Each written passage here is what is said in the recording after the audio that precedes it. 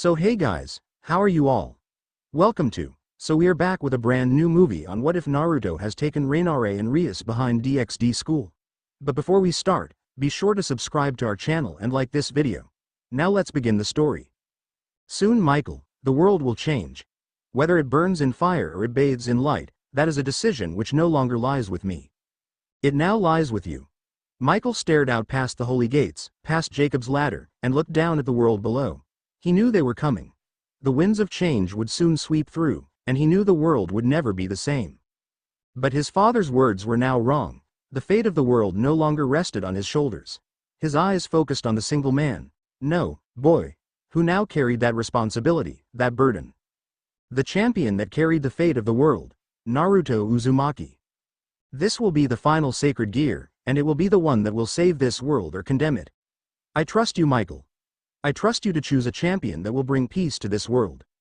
I trust you to choose a champion that is worthy of it, worthy of my heart. He'd never known a god to age, but his father sounded so tired and frail during those final words. He remembered it all. The meeting that he alone had been called for, the final words of the man that he loved more than any other. The sound that his chest had made when it had exploded, his hand ripping out his own heart out. Michael gagged, bile rushing in his throat. Even now, so many years later, the memory haunted him. Every time Michael closed his eyes he saw his father, blood pooling down his chin as he held the still beating muscle in an outstretched hand. Take it, Michael, and with it, save the world. You're the only one who can. Never in his life had he taken any words so seriously. So he searched, tracked, and found the most impressive human who'd ever lived, across any dimension. He was a boy with a heart so pure that he should have been born an angel. So instead, Michael had played his cards right and brought the child here, reborn, gifted with one of a god. Blinking, he heard the wind pick up in the distance. Yes, the winds of change now blew, and he was sure that the world below would feel it soon enough. He could already feel its warm grasp. Turning away from the gates, he walked upon streets of gold. The winds of spring would heat the rest of the world, just as they heated him now. His faith was firmly placed with Naruto Uzumaki. After all, there was no faith in the world stronger than that of the angels. Naruto Uzumaki hated how dark the night was. Even with the streetlights on, he always caught himself stumbling over something or another. The shoes that he wore never felt natural. No matter how many different pairs he tried, he was never happy, and the lack of light made him a stumbling mess. Falling over another stone, he grunted and cursed. Damn it, where the hell am I? He knew no one would hear him. This trail was one he walked alone, but even so, shouting always helped cool his burning blood. He crouched low and stared upwards. The heavens called to him now just as they always did. He wasn't sure if he just enjoyed the beauty of the midnight sky, the stars and moon shining in their luster, in their glow, in their brilliance, or if there was something else there that reached out to him, called on him, screamed for him to notice. No matter the time of day, no matter the rain or sleet or snow, he could hear it whisper his name and call him forward. Naruto, go forward. Yeah, just like that. He froze and looked at the trees that surrounded his midnight trail. No, the voice didn't reach out like that. His head snapped back and forth. Who said that? Who spoke to him? He was alone right now. He'd been alone all night on his walk home. No one was here, and no one had ever been here beside him. His heart thrummed in his chest. There was only one explanation, one conclusion that he could draw. His head turned back towards the rocky trail of the night, but everything was so much darker now. It was as if the shadows ate at the light, consumed it, and removed it from his sight. This place, it was haunted. A shudder racked his frame, and goosebumps cropped up along his arms. If there was one thing that Naruto Uzumaki hated more than the dark, it was the creatures that it carried. The evil and cursed specters of the afterlife were terrifying. He turned, eyes frantic, breath heavy. Something brushed against the back of his neck. Oh God, something brushed up against him. He didn't think, he didn't stay, he ran. He pushed forward, breaking through the brush, the trees and shrubs biting into his skin while he ran.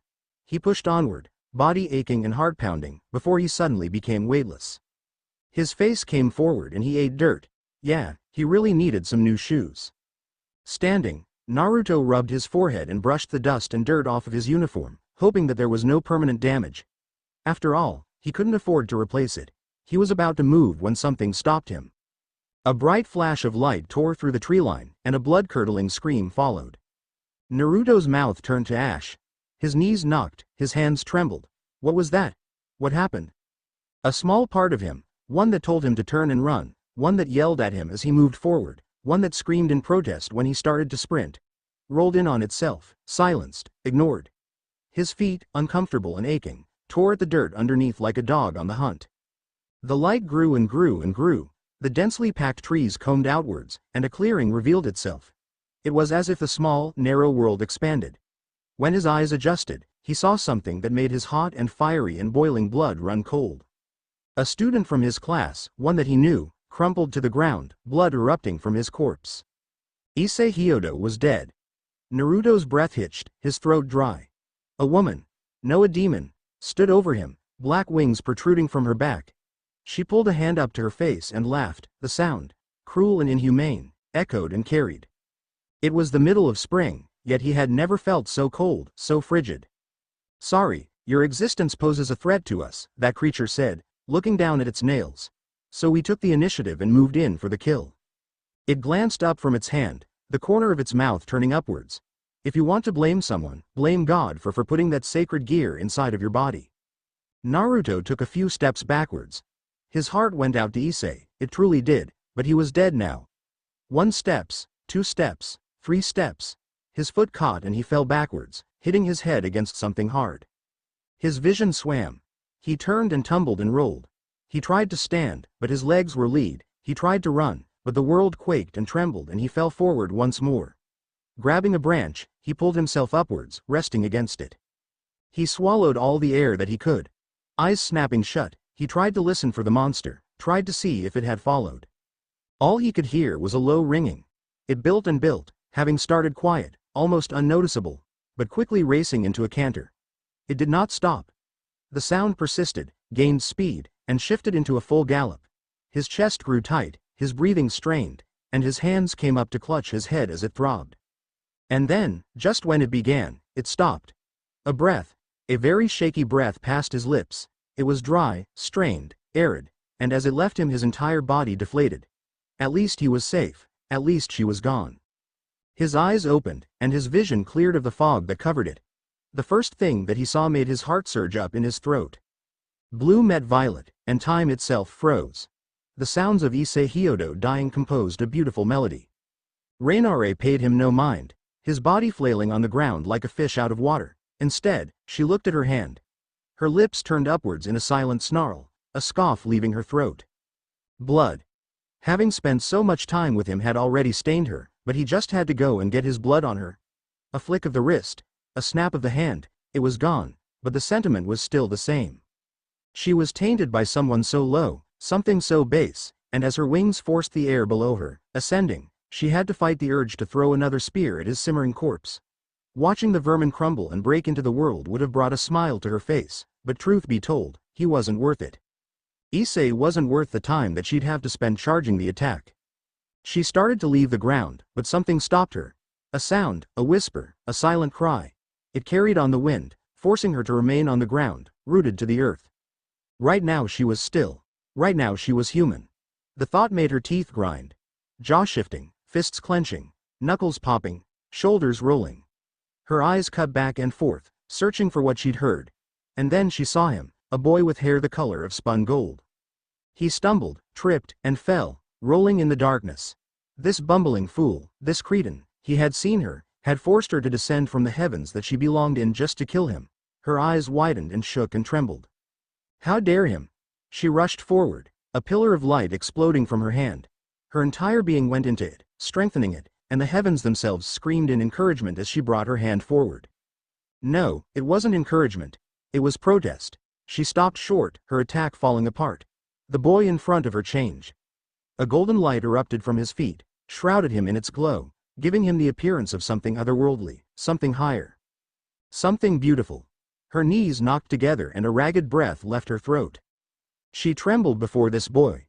She trembled before this god.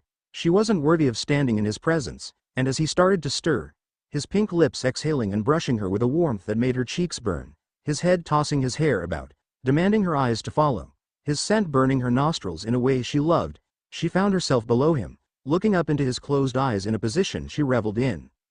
But then they opened, and she had to chew on the inside of her lip to stop a squeal. An endless sky expanded before her.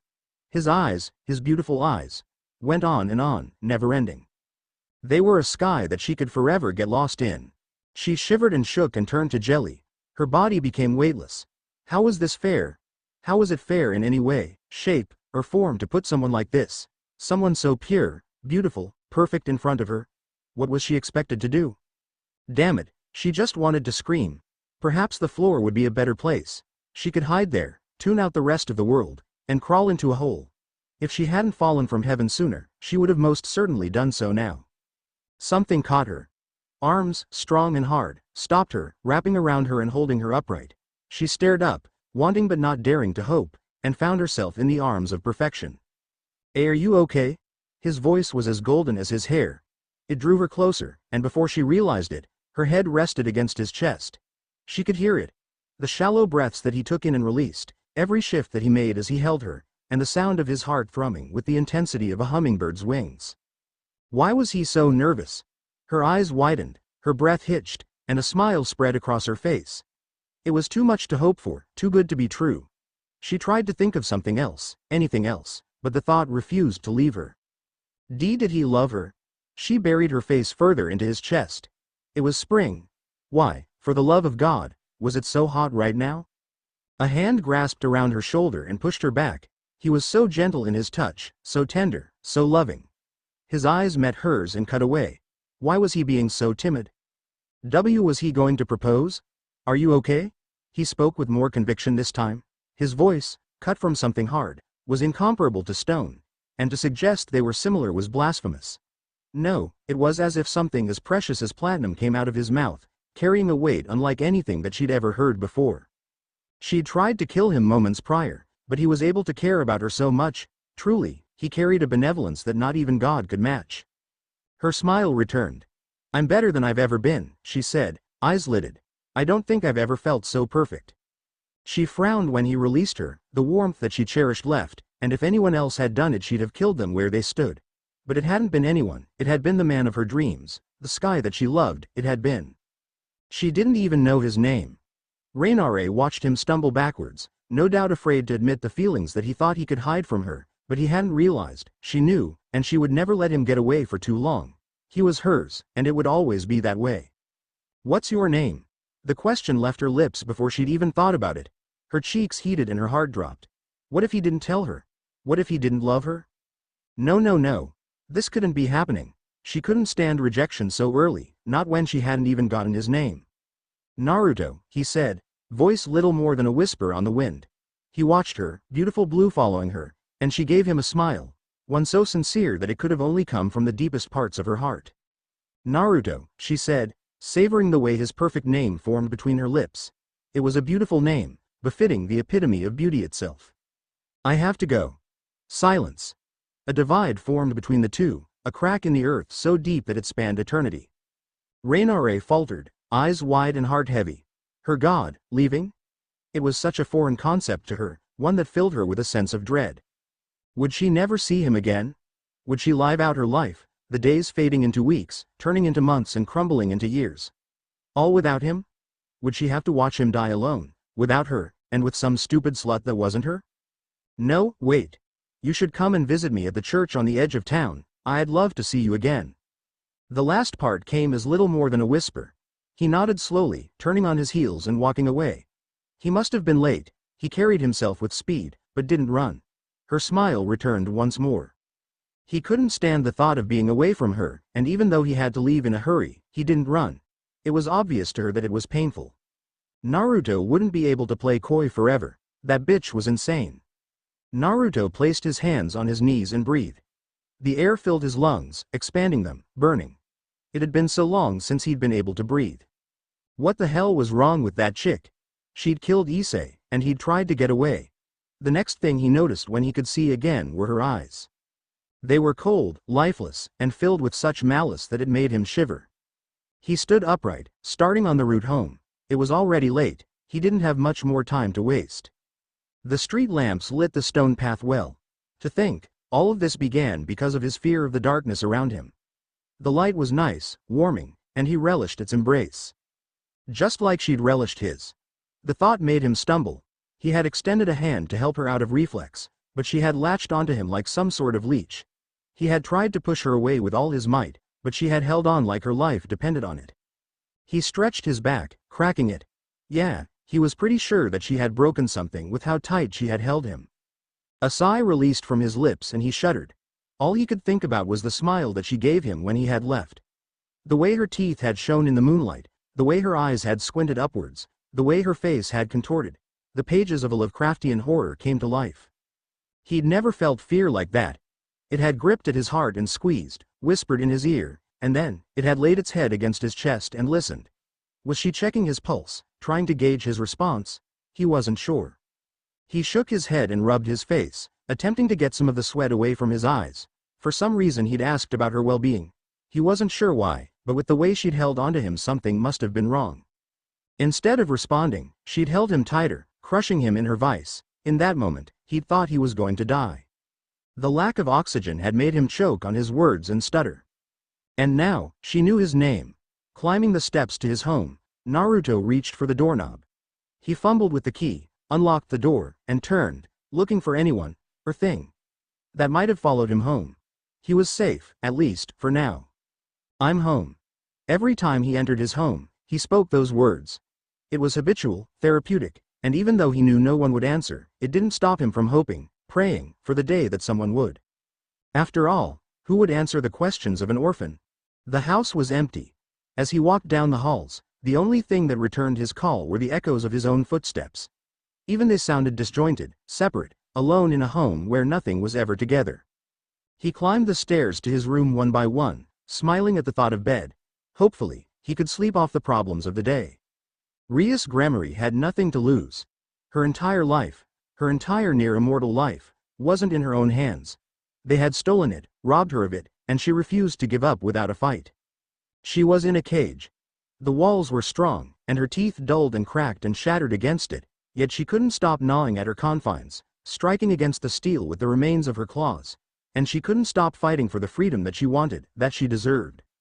After all, animals are most vicious when cornered. She sighed, buttoning up her blouse. Tonight she took the first steps to securing her future. He was there, in the bed, and his light breathing showed that he still lived, even after that fallen angel threw a spear of light through his stomach. She was thankful for her ability to heal through skinship. After all, if she hadn't had it, she would have lost her chance. Issei Hyodo was her trump card. Issei Hyodo was her only chance. Yet she had to make sure that he lived long enough to fill that role, especially after tonight. She'd seen that fallen fly away and follow someone after she'd finished with Issei. Rias hadn't seen the man, but she knew that they must have conspired together. There was a spy in Kuo. She wasn't sure who it was, wasn't sure the motive, but she was sure that they would oust him, kill him if need be. Issei had to live long enough to help her win her freedom. There was nowhere to run, and she would fight back harder than ever.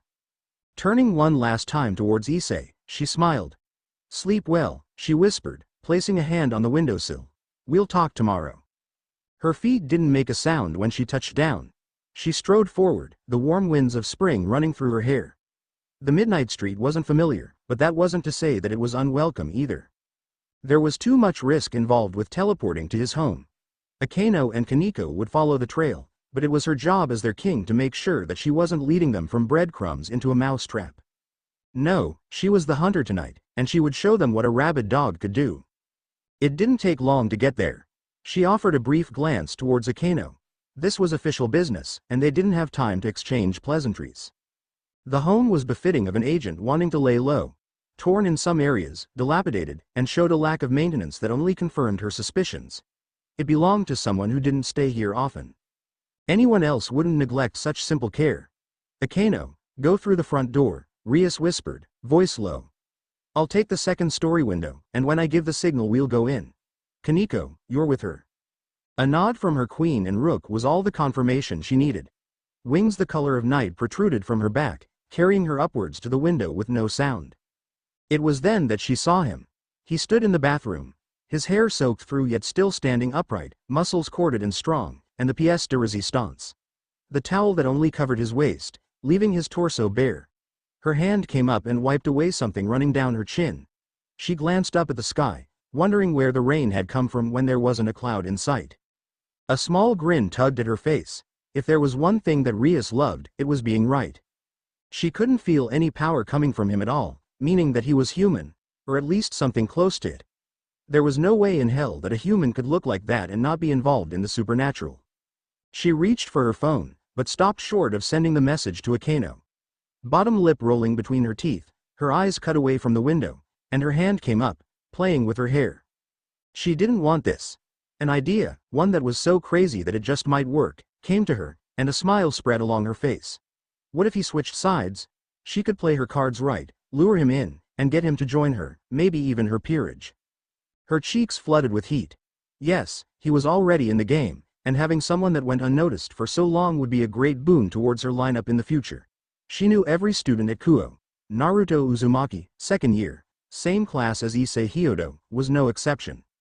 Eyes widening, her mouth opened and closed repeatedly. Had he been in the game this long?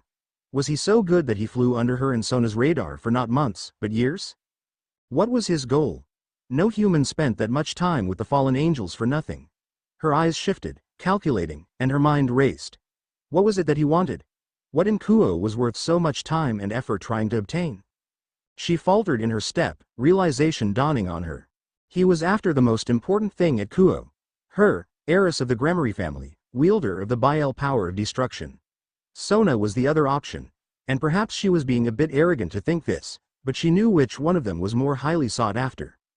He was a secret agent and she was his target. She could see it now. Him breaking into the clubroom, hiding in some dark shadow until the time was right, and then. "You look so beautiful, Rias. I've been waiting on you for so long, waiting for the day that you notice me like I noticed you, waiting for the day that you chase after me instead, waiting for the day that I get to hold you close like right now and whisper these words in your ear. Waiting for the day that I get to tell you how much I love you."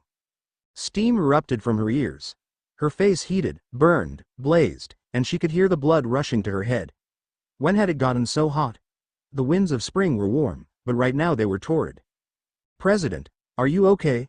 She snapped to attention, Akeno and Kaneko rushing towards her. When had they approached? She shook her head. Honestly, she couldn't remember. All she could remember were those corded muscles that stretched across Naruto's back, the water dripping down from his body after showering, those beautiful blue eyes in the mirror that drew her away from his body and to his face that she just wanted to. "President." She blinked, returning to reality. "President, what's wrong?" Akeno questioned, brows furrowed. Rias frowned and ran a hand through her hair. "The plan has changed," she stated, dragging each word along the syllable. "I've decided that we're going to try and recruit the person in that home. After all, he goes to school with us." She noticed Kaneko's brow twitch and Akino's eyes widen. She paid it little mind, instead starting on the walk away from the home. There was no point in blowing their cover by teleporting now of all times. "We'll call him into the club tomorrow, and I'll expose him there. If he knows what's good for him he will fall in line." There was no reason to check for the agreement of her pieces, she already knew what their answers were. Instead, she pushed forward, one step at a time. She had plans to make, pieces to place, and a marriage to cancel. These new pieces would be her next steps towards the freedom she desired. And then, she'd stake her claim to Naruto Uzumaki. She was his goal, and now he was hers. "Don't be so upset, honey. Love isn't something quick or fast. It burns slow like incense. Given enough time, I'm sure that you'll learn that. You will eventually return Riser's feelings. And I'm sure that the scent that burns between the two of you will smell wonderful." Ria's fingers rolled over and over on the dark-stained desk. Teeth found soft cheek and chewed. Her hand reached for a pin, drumming it in a quick beat against the mahogany surface. So many years later, yet the words of her mother refused to leave. They were meant to be comforting, she was sure. Reassuring in a way. A dry chuckle left her throat as a chill brushed through the room. Those words were far from comforting. For the longest time they were a curse. She carried them, shouldered them, just as Alice shouldered the world, and broke herself over a chance to live a different life, one that she got to choose the direction of. But now, as the warm winds of summer started to blow, things began to change. The more she thought on it, the more she realized, she wouldn't change a thing. Her eyes drifted, and they locked onto a picture that rested on the otherwise empty desk. It was a portrait of a man she'd studied, observed, researched over the long and sleepless night. Uzumaki Naruto stared back at her, smile as bright as the midday sun. A soft sigh passed from uplifted lips. Her mother had been wrong. Love didn't come slow, it didn't burn at a snail's pace like the spice or gum that she compared it to. No, love burned like kerosene tossed upon the very man that her parents wanted her to marry. No matter how much she hated Rias or Phoenix, she was grateful in a way. Her mother had not known, but if it hadn't been for her engagement, if it hadn't been for her hopelessness, if it hadn't been for her awful situation, she would have never met Naruto. Well, she hadn't met him yet, but that would change soon enough. Akeno. Where is Naruto? She asked, eyes cutting. Why hasn't he already arrived?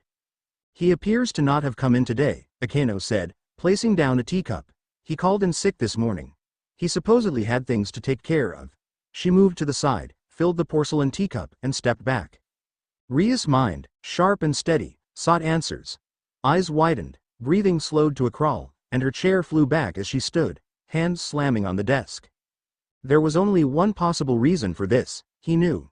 Naruto Uzumaki had seen them the night prior, and now he waited for them.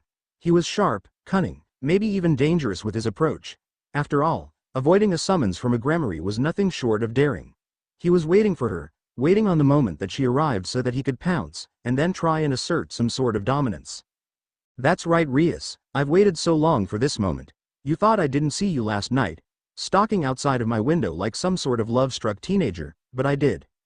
And now, you're mine. Rias shook and shivered. He played the game so well, enough so that she knew. They were perfect for each other. However, he hadn't accounted on one minute detail, a detail that would be his fall. She knew that he knew, and she hated losing. Akeno, how would you feel about visiting our dear friend and bringing him here? Rias asked, picking up the tea and sipping from it before placing it back on the coaster. He thinks that he can get away so easily, and we will prove that mindset wrong. Yes, he would be hers. Her queen nodded, lips stretching upwards. The smile was dark, sinister, and it carried promises of pain. He has to come back to me alive, Akeno, Rias said, rubbing a finger around the rim of her teacup. The contents were now cool, and lacked appeal. Now, that doesn't mean that you can't rough him up a bit if he isn't listening. I want to see him here, in our club room, by the end of the day. Akeno's smile faltered slightly, but returned full force. Whatever you say, President. Her voice was husky and her eyes lidded. He will be here, and he will still be in one piece. Rias nodded, the action slow, practiced. It was necessary when dealing with Akeno at times. She loved her queen, of that there was no doubt, but her eccentricities were far from her most appealing quality, to say the least. Just don't be too hard on him. I still need him for my plans to go through. She sighed and waved Akeno out. Yes, she needed Naruto for her plans. Her plans to defeat Riser.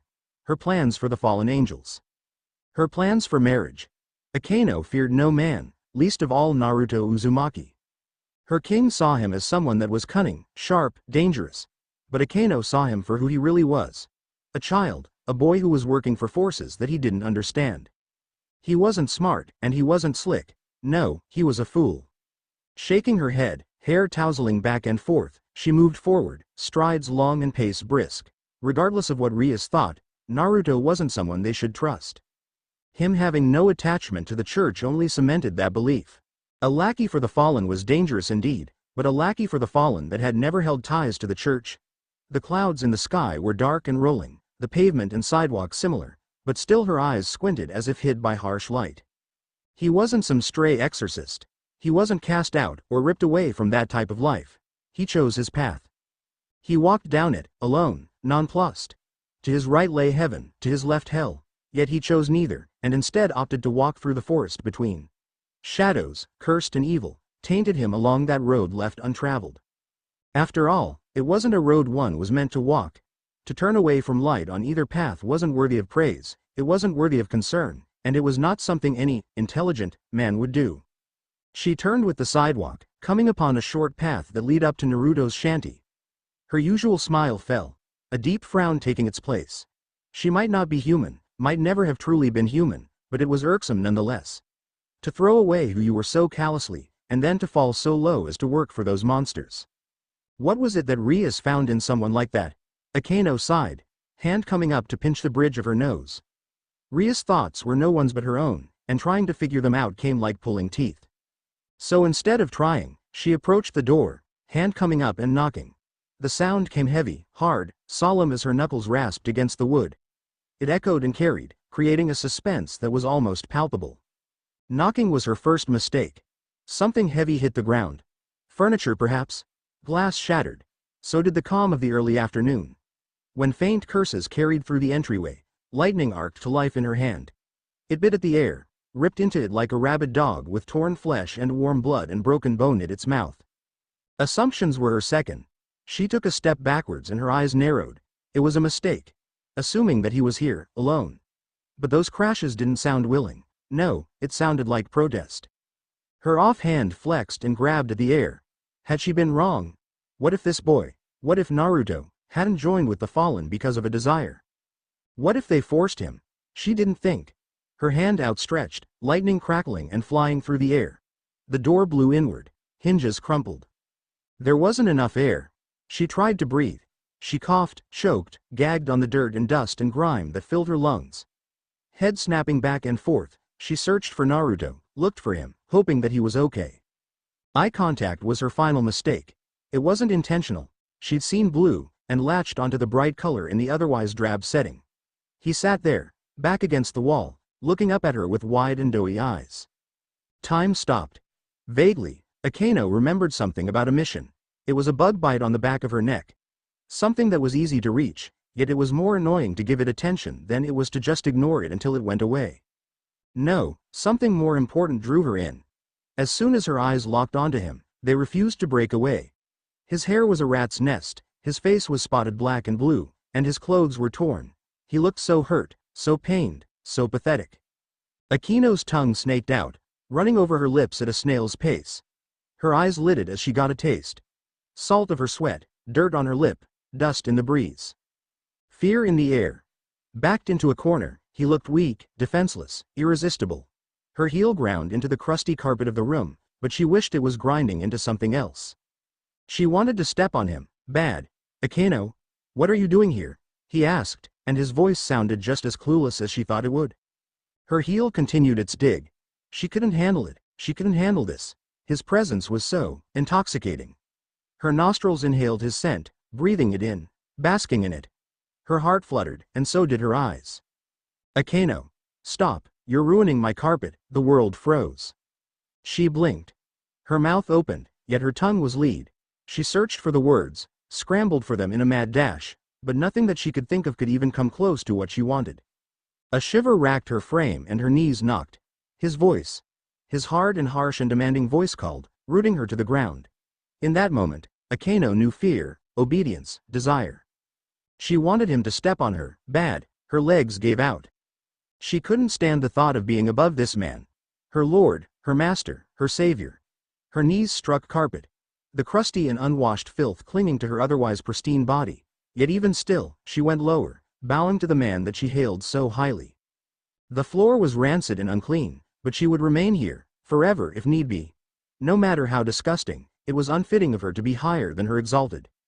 The floor almost made her puke. Out of all trials she'd endured, this was the hardest. Her nose stuck to it. Literally stuck to it, as she prostrated herself.